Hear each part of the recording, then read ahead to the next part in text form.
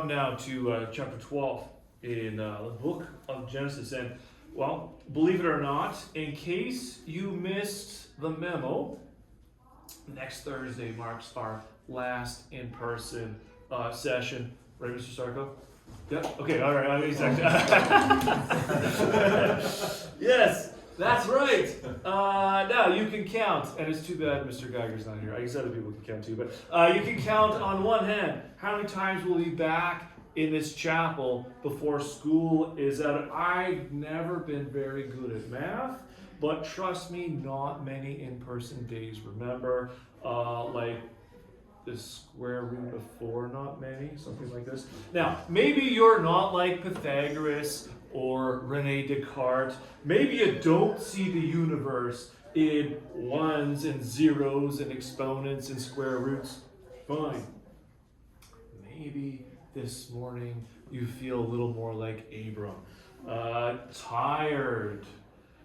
A lot older than you once were. Having journeyed a long distance. And the good news is that even though Abram was 75 years old when God called him,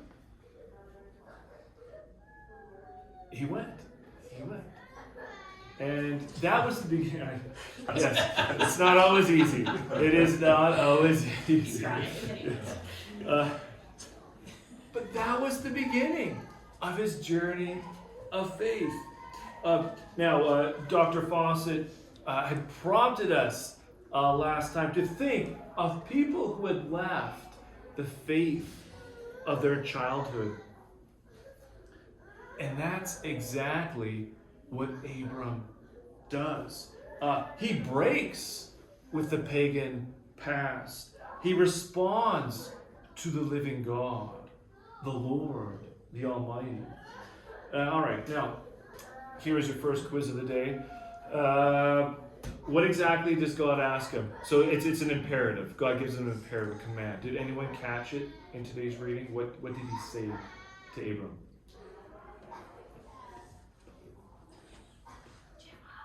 Yeah.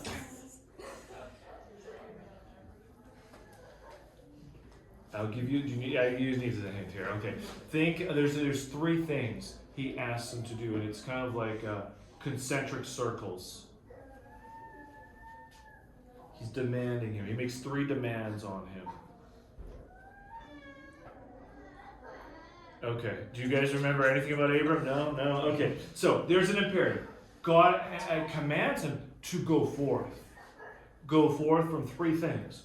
And these all interlock. So there's first is the land, then it's his kin, right, or his kindred, and finally the most inner circle is his own father's house. Now think about those 3 concentric circles for a minute. Your land, your kin, and your own house. Now, what would that mean for you? Some of you are smiling. Okay, I see that. In the front row, I see some big smiles. Now, what would that look like, right? The place where you reside, the territory you know, leave it. That's a big ask. Why? Now, why? Why is that such a big demand to follow through? Uncertainty. Okay. In what sense? No, not knowing where you're going to lay your head every night. That's a big uncertainty. Yeah, that's something we often take for granted. Yeah, I think I know where I'm going when I'm going home, right? I know where I'm going to sleep even. Maybe you even have a room in that in your home. You know exactly where you're going. So if you don't have that, that's a big thing. What else? Why is this a big ask?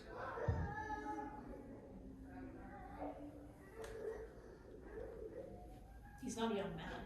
He's not getting any younger. That's right. So 75 is the look there. Yeah. Can you learn new things, right? At that age. Because I think about it right now. not only, if you're putting yourself in a well-established position like Abram, not only do you know the lie of the land, you know where to get the finest venison in town, right? You know where the best bubbly is for yourself, for your family, even for your flocks, right? You know the local powers, right? You know who's in charge, both politically and celestially, right? And remember, there are no passports that Abram can present when entering a foreign territory. And other than that direct line to heaven, which if you have a hard time remembering, do you know the direct line to heaven? It's Father, Son, Holy Spirit. Okay. There's no phone. There are no phones to pick up in case you need to ask for help in this new land, away from your kin, away from your own house, your father's house. And Augustine actually points out that you have did you know you have a direct connection to heaven? You know, like in the White House, they have like the hotline, or these students to the USSR, the Moscow. Right? You have a direct connection to heaven, and Augustine points out it's right here in your heart. And he points out that if you remember the story of Susanna, when she's falsely accused by the judges, Augustine says she pours out her heart so clearly, albeit without any words that people can hear, but she pours out her heart so clearly that God prompts the prophet Daniel to intervene. So, if you need to ask for help, you know how to find it. But let's go back for a moment to imagine this world without phones for a second. Imagine that, like Abram, you have no device to optimize your waking and sleeping, map your routes, order food, buy things you forgot, or post pictures faking how awesome your life is. Okay. Also, that means there's no one, at least no human, to send a distress signal to. Police forces don't exist, and you'll have to wait until the Christian era before hospitals pop up in case of an illness. But leaving is more harrowing for yet another reason. It's a spiritual one. And as good monotheists, you'll be forgiven for not knowing this. But I don't know if you knew this. Gods are territorial. That's right. They occupy certain cities and certain lands. And leaving your place behind means placing yourself under the powers, the auspices of other celestial powers, the angels, if you like, of other nations. And gods, moreover, are also not just territorial, they're familial. That's right. So Abram is breaking, or at least he's commanded to break with his family as well. And they're gods. Yes, so leave your land, your kin, even your own father's house, to the land that I will show you. Now, this is another way of the Lord saying this. I will be your God. Right? And this must have perplexed Abram wondrously. For this, the Lord, he might shop locally, right? He may pick particular people, you and me and Abram and Sarai, but he thinks globally. He's the universal God, saying, and later on, the part of the blessing is that the promise is that all the families of the earth will bless themselves in Abram. Another way you could translate it is all the earth will be blessed, all the families will be blessed through Abram, or in Abram, or they'll bless themselves in Abram. But either way, that's a God that Abram would marvel before.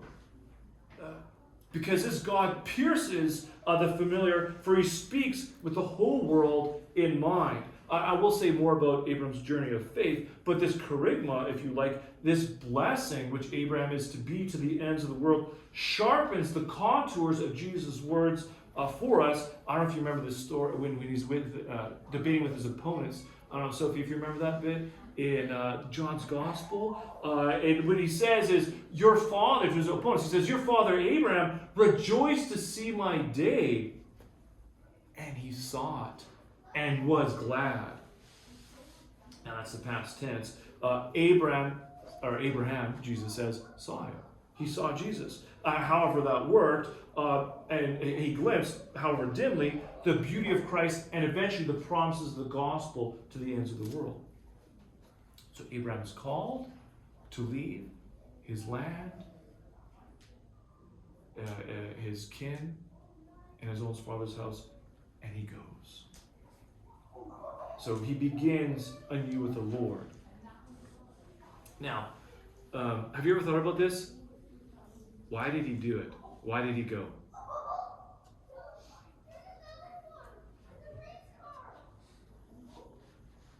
I mean, you know the end of the story, so you take it for granted that he goes. But why do you think he actually left? God asked him. Yeah, well, why? But why join this new God? I guess is another way I'm asking. Like, why would you join this new God who's calling you? Yeah. Maybe he wasn't feeling fulfillment. Yes. His heart was not being satisfied with idols. Okay. Yes. Anything else? Any other guesses? Obedience. Oh yeah, that's a great word. Do you guys like that word? I used to have students who'd walk into class with these big t-shirts on that said obey. Even they have hats on, obey. And something in the back of my mind told me they didn't really mean it. But yes. What does that mean?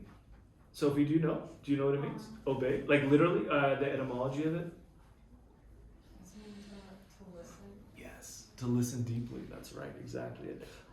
Now, we have to guess a little bit as to why Abraham went, because we don't know much of his background. In fact, it's somewhat like Homer's Iliad.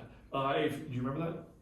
Yeah. It begins abruptly. I don't think, should I ask you to recite some of the opening lines right now? Andre can do it. Oh, right, okay. Maybe we should put a grade 12 on the spot. I mean, however many occasions are you going to have to do this? How does it begin, Andre? Do you remember? Oh, how's it go? Let's hear. Rage, goddess, same rage of Peleus, son Achilles, murderous doom that cost the Achaeans countless losses. Hurling down into the house of death, some sturdy souls. Great fighters' souls, but their bodies may carry on. Feast for the dogs and birds of prey.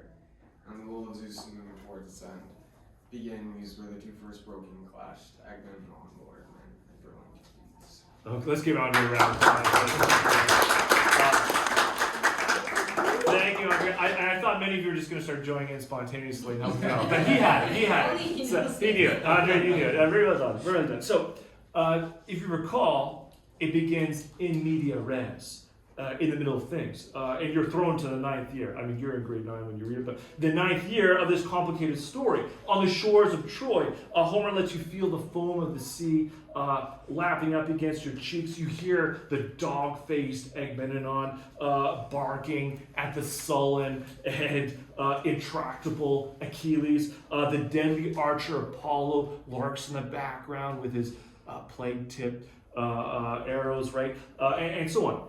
But if you read elsewhere, like, I mean, there's the fan fiction of Aeschylus, I guess if you look at it that way, you can get more of the background. In fact, if you just picked up the Iliad and started reading it, you have a hard time anchoring yourself without further background detail. But not in the Bible, at least not concerning Abram. We don't have that much of a background. Now, technically, though, we've been given an entire vision from the beginning of the cosmos to the 70 nations. So it's not like we're starting with a completely blank slate, but, I mean, we know next to nothing about his birth. We know kind of it, but not much. We know nothing of his adolescence. We don't know anything about his young adulthood, or even what he was doing in his late Middle Ages. None of that's recorded in the Bible. We have just a very dim glimpse. So, and why is that? Why would it start at age 75 with Abram? Think about that for a second. I mean, Abram is arguably one of the most significant figures. People even refer to Western religions, what are they called sometimes? Abrahamic faiths. And if you want to gloss over paramount details and bludgeon colossal revelatory claims into reassuringly convenient pigeonholes, That's a really helpful term, a really helpful way of summing them up. But nonetheless, why does it start here? Why does it start at 75? Any guesses? Well, it's kind of like middle age, though, because if you remember from the ages in Genesis 11, they're still living to like 200 and some. So 75, it's the new 40 or whatever. It's really too bad Mr. Geiger's not here for a second, because what Dr. Fawcett is saying, I think, is that if you fear leaving your 20s in a hurry, fear no longer, because 75 is the new 25. Okay, that's it. There you go. 75 is the new 25. Very good, very good. Okay, so for Abraham, you might expect a little bit more for this larger-than-life figure to show up on the first day with a bit of a resume. So thank you, Abraham, for coming in today. We've been looking to fill this position, but what accomplishments have you achieved in the past 7 decades? Your CV here is a little bit blank. Tell me a bit more about what you're doing. All right. And that's reassuring, though. It's reassuring because with God, our resumes, they don't ever hold up, right? Placed in the scales, as the psalmist says, the haughty, the common alike, they rise. Yes. So that's great news. That's great news. That Abraham starts at 75. It foreshadows actually those words which greeted Dismas on the cross, right?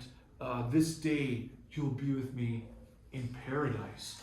That's the power of God's call. And to call out as God does to Abraham, that's the power.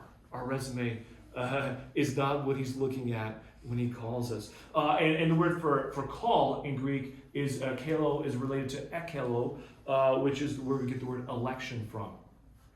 To be elected by God.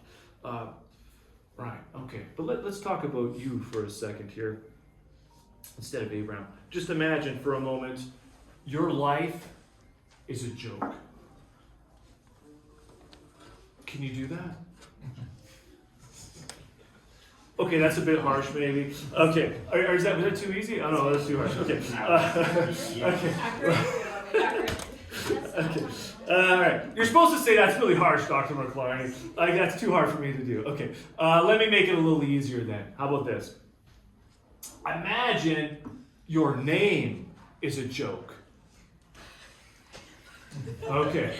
So when the kids in Holy Spirit, once they see you're out of earshot, they utter your name and they start laughing.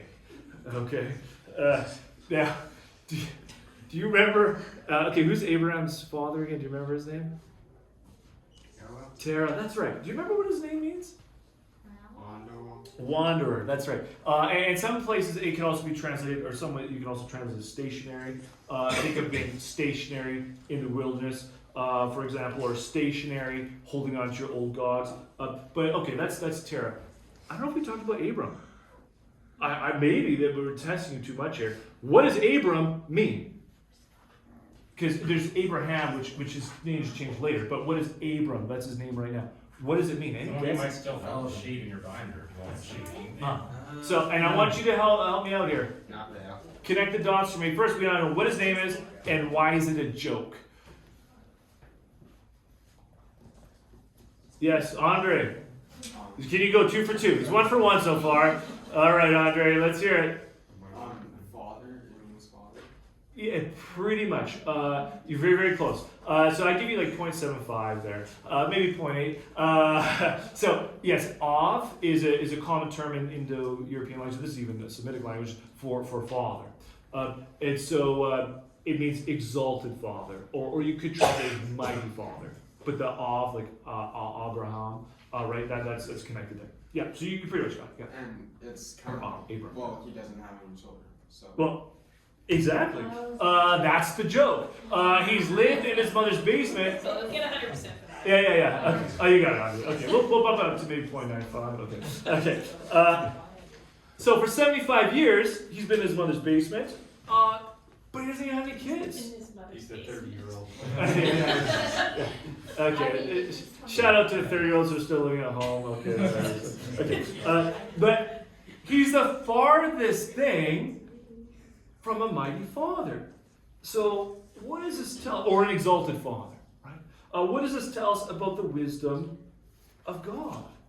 Right? He's God is not picking Genghis Khan, right? He's one of history's most prolific fathers. We can trace this through genetic testing and so forth.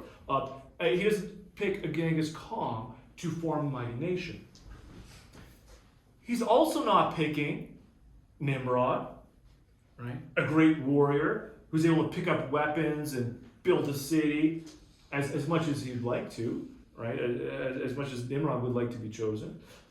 He's picking an impotent, wandering Aramean and making of him a great nation, filled with offspring, and bringing down abundant blessings on all the families of the earth for those who bless him.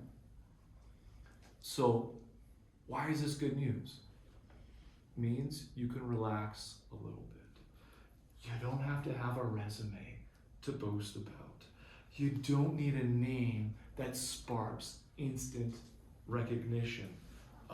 God's reckoning does not account such things. But he does ask us. He asks for our ears, for our hearts, and for our minds. Now, I'm not letting you out here early by any stretch of the imagination. There's a little bit more to say, but let's pause here for a second. And let's just ask the Lord a simple question. What call are you placing on me this day? Is there a God in my life, an idol that I'm bounded to? Is there a land that I cling too tightly to that needs breaking? Is there a new land that you're bringing me to? What do you want of me this day? So I just invite you to place yourself in a prayer posture. And let's just ask the Lord, what call are you placing on me this day?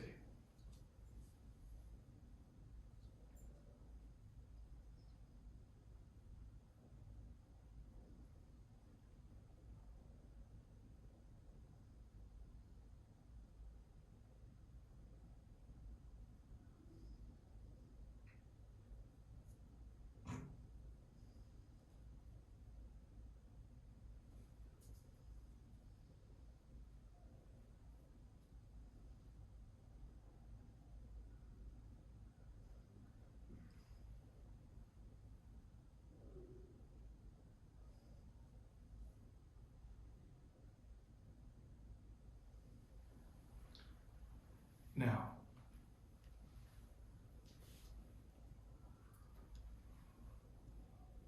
I don't know what call the Lord has placed on your heart, but if he's given you any images to see or words to hear, may they be blessed. If they're not from him, may they be dismissed. But we do know the words, the promises, the profound promises God makes to Abram. Or maybe I'm assuming too much. What does he promise him? Do you guys remember?